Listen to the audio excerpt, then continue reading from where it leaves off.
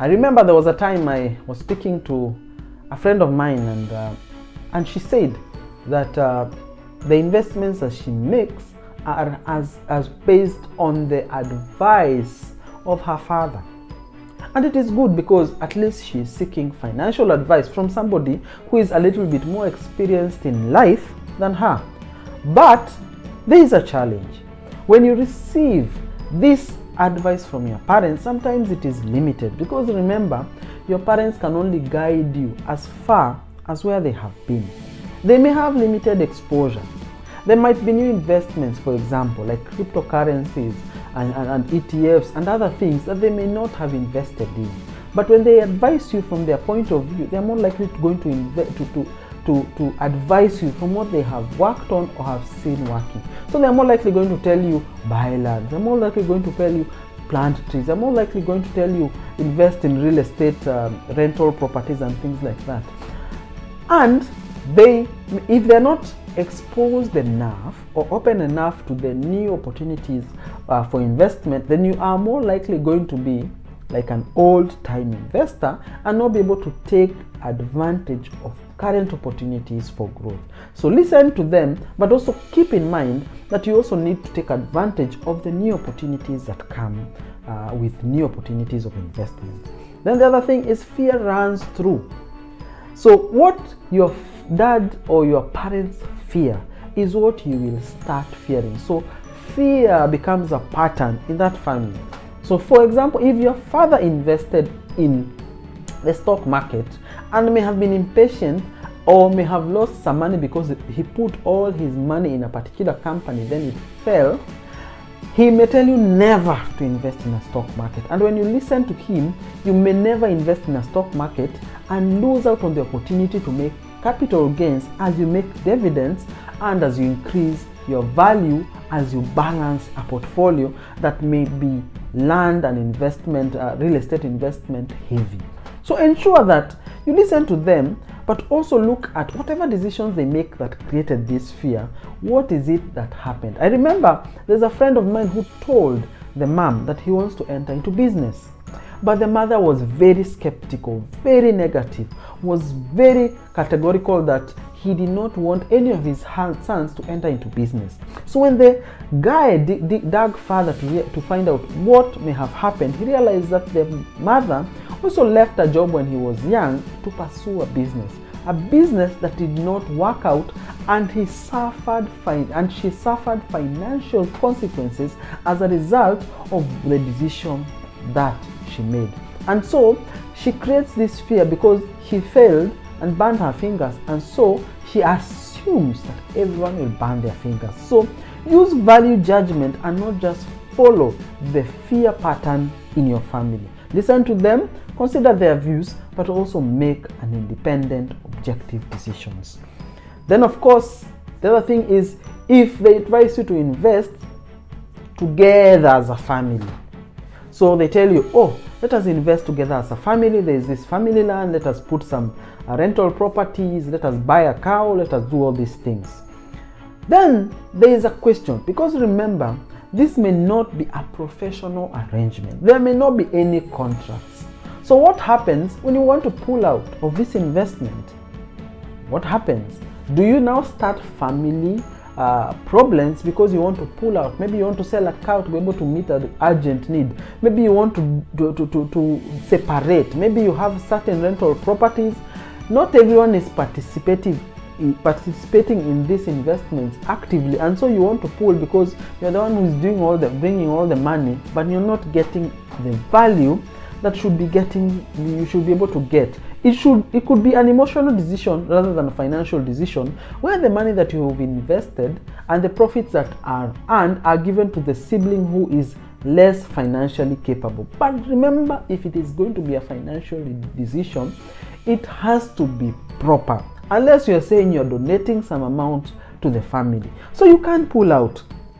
And you can't make certain decisions because now you affect family and you have no contracts. You can't prove. If you take your family to court, for example, worst case scenario, what documents are you going to produce? They would say it was a donation on your end. And then what will be your remedy for that? Then the other question is, who gets the profits like I had mentioned? Is it the person who is worse off financially? Is it the person who has children? Is it your parents because they're entering into retirement? How do you go around it? So these are problems that come with this kind of investment. I'm not saying don't invest together, but ensure that it is amounts that you can lose, and even if the profit will go to someone who is less fortunate or somebody who is needy, it will still be money that you can let go of. So these are challenges that come to investing as a family. Then the question is, can you question anything as regards to how a project is going on? I remember there was a friend who invested with a mother. They invested in a chicken business. So the arrangement was that he would invest, then when they sell the chicken or the eggs, then he will be able to pay off the loan that he had taken to invest in this chicken business. The guy took a loan of 500,000 Kenya shillings, around $5,000, to build the structure, bring the chicks, bring the chicken feed, and at least get the chickens to be able to start laying eggs and to be able to get to a point where they can be able to be sold for meat. A good solid plan that would probably work. He even looked for a market for chicken and was able to at least do some research. But here was the problem.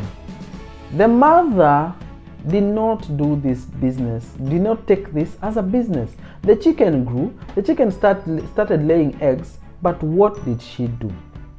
She started every visitor who would come, and remember, this is an African home. We are Africans, you know what happens. We are very generous. So every visitor who would come would eat a chicken.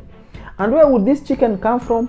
The investment. So withdrawings, that is what we call business withdrawings. The mother would withdraw, get chicken and give. And even people are now happy because when we go to this and this place, we get chicken. So even people are visiting more. When relatives would come and stay over for a period of time, they would have chicken for days. She would take the eggs and cook for them breakfast. She would take chicken and donate to the church as offerings and as tithe. So the chickens are going down, but the guy is still putting money inside in terms of feed, but nothing is coming out. Then when he came, at least he got a market and was ready to sell the chicken as meat, for meat at least. When he came, he was shocked. Out of the 200 plus chicken, there were only 15 chickens, some of which were probably more sickly, too sickly to even slaughter or give away. So the mother so the guy took it as a business, took a loan, but he could not be able to repay this loan because his mother took it as something to spend time with and did not have the financial foresight to see it as a business. I'm not saying she should not have given people chicken, but she should have been more careful because this was a business whose money or capital was from a loan. So the guy burnt his fingers. Then he cannot question his mother, because then it becomes, are you challenging me? You can't ask your mother the tough questions. Why do you take this money? Why do you take my reason for granted? Why do you do this? Because then it will be a question of, you don't respect me, you don't do this. Then if you can't question as a shareholder to a family business, then what happens? You lose your money and everything goes away, and you are left with a loan that you are repaying, and you did not even enjoy the benefits of that. Probably if he bought a car, he would be enjoying. Maybe it may not have been the most financial decision, but at least he would have something to enjoy himself because it's his hand-earned money, and at least he can be able to enjoy it. But this chicken were eaten by the community and everyone, and he did not get any value.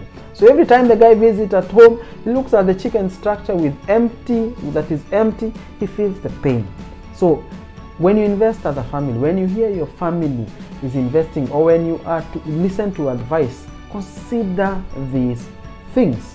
I hope that you are learning, you're growing, and you're becoming better in your financial affairs. Remember to subscribe to the channel, to leave a comment down in the comment section, and to like this video. Thank you, and enjoy your day.